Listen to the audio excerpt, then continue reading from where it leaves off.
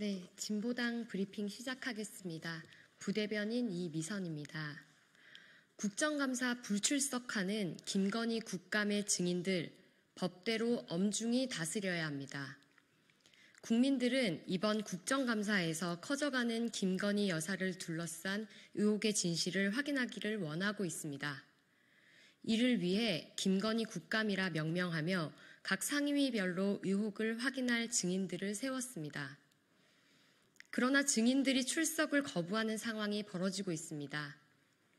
국정감사에서 증인이 출석을 거부하는 것은 국회와 국민에 대한 명백한 모욕이며 국민의 알 권리를 무시하고 국회의 권위를 훼손하는 중대한 사안입니다. 현재 증인들은 국회의 출석 요구를 무시하고 있습니다. 행완이 증인으로 출석 요구서를 받은 대통령 관저 불법 증축 의혹의 인테리어 업체 21g의 김태영 대표는 연락이 두절되어 동행 명령장 집행에 나섰습니다. 교육위 국감에 출석해야 할 김여사 논문 대필 관련 인물인 설민신 한경국립대 교수는 건강상의 이유를 들어 출석하지 않았습니다. 또한 김 여사의 공천 개입 의혹에 대한 진상규명을 요구하는 행완위에서 핵심 증인인 명태균 씨와 김대남 전 대통령실 선임행정관, 김영선 전 의원도 수사 중이라는 이유로 출석을 거부했습니다. 현행법상 수사 중인 경우 증언을 거부할 수는 있지만 출석 거부를 허용하고 있지는 않습니다. 해당 증인들은 국회와 국민이 가소롭습니까? 국가기강을 문란하게 만드는 자들에게는 강력한 대응이 필요합니다. 국회는 출석을 거부하는 증인들에 대해 법대로 반드시 처벌해야 하며 이는 국회의 위상과 국민의 알 권리 보장을 위한 필수적인 조치입니다. 더 이상 이러한 무례한 태도가 지속되지 않도록 엄중히 다스려야 합니다.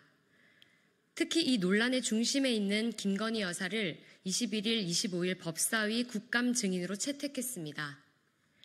만인이 법 앞에 평등하고 대한민국의 주권이 국민에게 있음을 확인하는 국정감사가 되도록 국회는 흔들림 없이 원칙대로 최선을 다해야 합니다. 두 번째 브리핑 드리겠습니다. 중요한 건 일본의 마음이 아니라 대한민국 주권을 지키는 것입니다. 우리나라 외교부가 일본이 독도 영유권을 주장할 당시 반박하는 논평을 발표했지만 해당 내용을 독도 공식 홈페이지에 일본어로는 게시하지 않았던 사실이 확인되었습니다. 논란이 되자 3개월 만에 게시했습니다. 윤석열 정부가 해당 논평을 일본어 번역본으로 독도 공식 홈페이지에 게시하지 않은 것은 어떤 의도입니까?